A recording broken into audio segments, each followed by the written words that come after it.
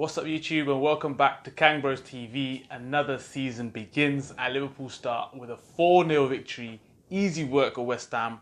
I was really gassed with the performance. Normally, Liverpool don't start too well, you know. Liverpool, not just Liverpool, I think most teams don't start that well. And I just think Liverpool were at it straight away. It was good to see. We literally just started off where we finished. The guys, the team, everyone pressed amazingly. There were so many good performances.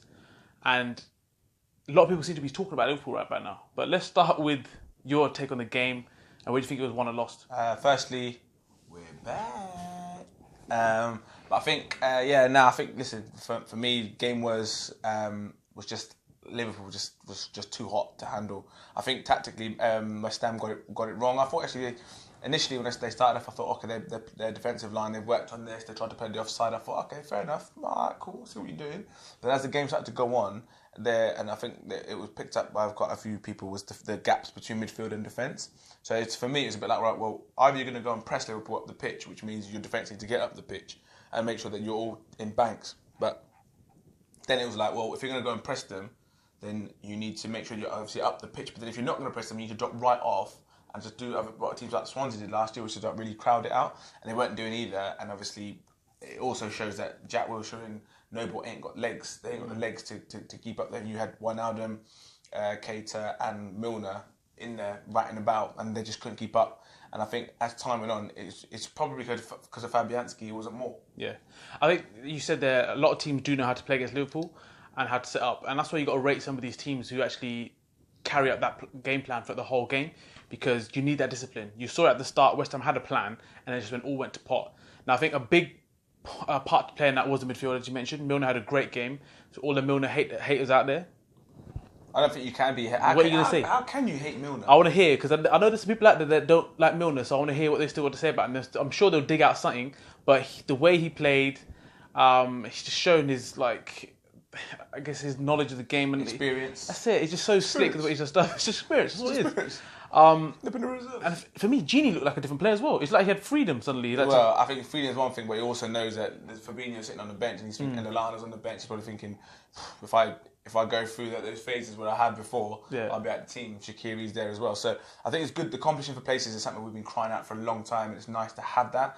I think Milner, honestly, fine wine. The guy is a fine wine. The way he was, you know, guess what I'm saying, bro? Sit that, because the way he was, his work rate, his pressing, his distribution. Before, people would always be like, oh yeah, you know, he works hard, whatever. But listen, he was quality yesterday. He was the best player on the pitch, as far as I'm concerned. Everyone's getting, a bit too hyped about Naby Keita. Listen, I actually thought, putting it in perspective, I thought it wasn't his best performance in a Liverpool shirt. So obviously, we've been following all the pre-seasons and stuff. Probably not his best game, but when you put it in perspective, you've got to think this is his first game in the Premier League for a new club, and you put in a performance like that, you can't really grumble with it. We are being extra critical here. Let's not get twisted. Naby had a great game in perspective, but we're being extra critical on him because we've got high expectations of this guy. But the thing is, everyone has already seen it. That is the worrying thing. This is his first real Premier League game, and people are already shook. Because you should be. Because what I'm saying is, he came in for a very specific reason that Liverpool struggled in previous season, breaking teams down. And it was a clear example. It was the first goal. The guy is always looking forward to get into that gap, into that space where the likes of Coutinho to sit, and etc. Break the lines and that sort of stuff. Do you know what I mean? But the thing is, the one thing that slightly frustrates me a lot is obviously a lot of fans, like Man United fans, you're not all right.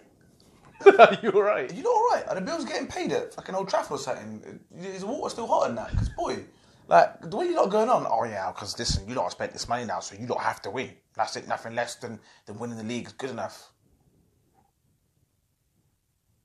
Come on now. You'd be spending billions upon billions for the last however many years, and when it was Man United doing it, oh yeah, but it's all the money that we've earned, so whatever. Listen, Liverpool ain't spent big for a hot minute.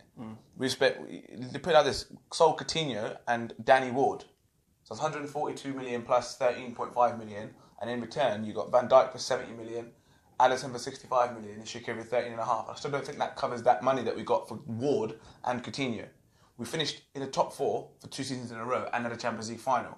So if that's not money enough to pay for, and that finishing in the Champions League final alone, plus the top 4, surely that pays for Naby Keita and Fabinho.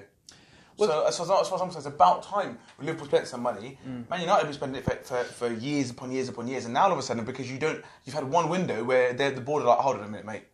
I think you're taking the piss a little bit. Do you know what I mean? And all of a sudden it's like, oh, now Liverpool have to win everything. Liverpool, and I'm sure Liverpool fans would agree with me on this, Liverpool Football Club is, at the moment, has got to look for progression. It's progression. And consistency. Consistency, but consistency, progress, make sure that you've laid the platforms to continue to progress. Liverpool have now got to a stage where the next progression is a trophy of some sort, and to cut that points gap between Man City. Man City have strengthened their squad and they won the league by however many points. So let's just put it in perspective. Man United fans, you need to get your head out your asses and realise where you lot are at the moment. You lot are on a very, very slippery slope if you ain't careful. You lot finished second last year. Appreciate what you got. Because if when Mourinho goes and you've got to get somebody else in, it ain't going to be all hunky-dory and plain sailing. Well, the thing is, that's the question I want to ask, not just United fans, Liverpool fans as well. Is it now, because I'm sure there's going to be some Liverpool fans out there that are going to say, yeah, we need to win something now. What is it that Liverpool fans really want this season? Like, the real fans, I'm talking fans who ain't seen Liverpool win shit and then seeing like some really dog shit players go through our teams. What do you want? Like, for us personally, and the couple of people that we've spoken to, they said they want consistency. And that's what we're looking for right now. Progression and consistency to compete and enjoy your football. Like, I was so happy watching that game. It was just like so entertaining, and I think that's why a lot of other fans. Let me just stop there. Don't get me wrong. Liverpool Football Club need to have ambitions to challenge for the title. That's the sheer size of the club and the background. And yeah, they have spent some money. So yes, we would love to win the Premier League, but you've also got to be realistic. You've got to be realistic and let you know. I think Kevin Hart made this point in one of his stand-ups. Stay in your financial lane.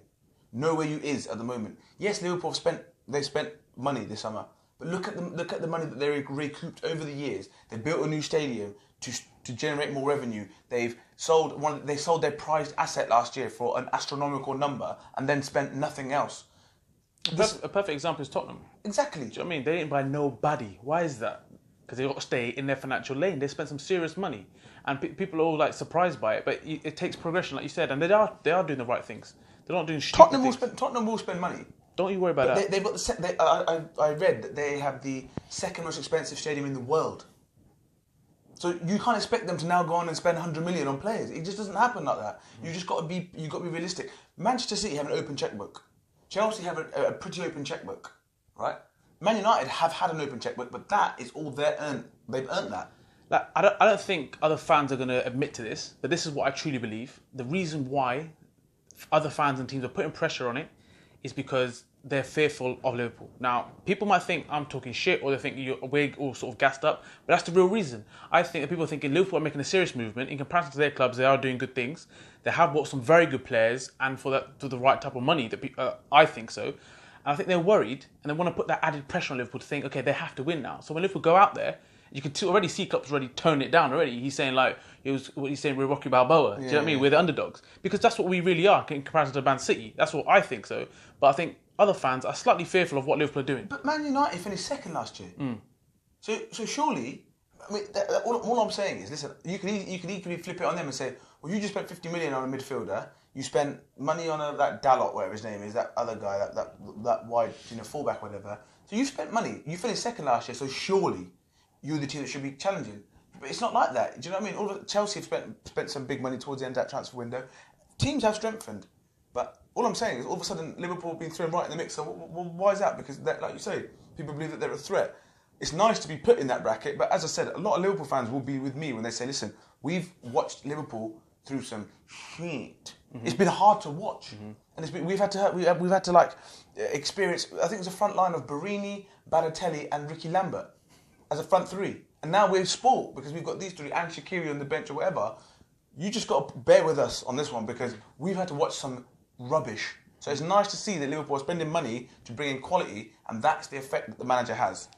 And it was a great start to the season. We've seen loads of games, the first game of the season, really dull, and Liverpool really at it straight away, and that's also great to see. And there's a lot of teams out there had that sort of first game sort of thing about them where they were sort of just getting through the motions, lethargic. Yeah. I think that I said this before. My man of the match, I'm sure, I don't know if you agree with me, but was Milner by a long way for me. I thought he was head and shoulders above everybody.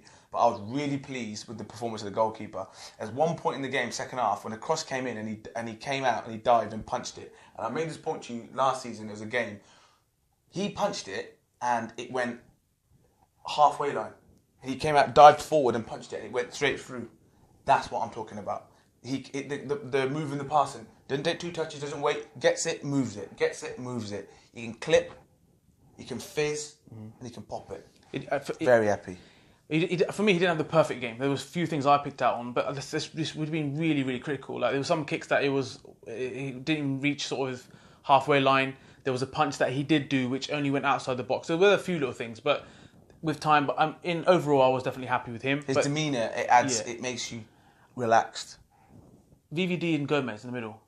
What do you think? Because I was actually impressed. VVD was once again Rolls Royce. I liked it, but I think the only thing I've said it about Gomez a couple of times. He is quite reactive and he's not very proactive. He's quite reactive, which I guess you do get spoilt a little bit because you've got VVD and he's obviously like a step ahead of everybody. But I just feel that sometimes there's a time when the ball came over the top and Arnautovic took a worldy touch. Yeah. But if you watch Gomez's movement, he was quite flat-footed. So again, being ultra critical, but I'm just saying, if you're talking about top-level defenders, there's that little difference between proactive and reactive, I'd say. Yeah. Robertson assist, and he got another cross in for when Milner dragged it back. There's a lot of people that criticise Robertson and his creativity going forward and his crosses. The guy is all working on it all the time. Progression. Exactly, and he's getting his name on the assists. Do you know what I mean? That's all you can ask for. And the slot pass was actually perfect. So I mean, it was a great performance. And I'd love to hear what the fans think. But I think the main question here really is, what do Liverpool fans expect from this season? Are we being a bit too?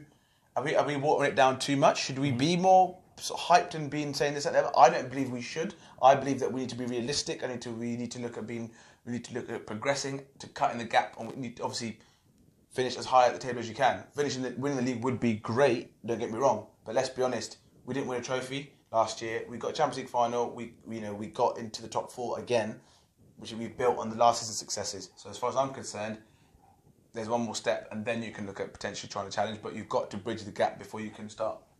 You've got to crawl before you can walk type thing. So top of the league, on to the next one, and don't forget to share, like, and subscribe. Peace.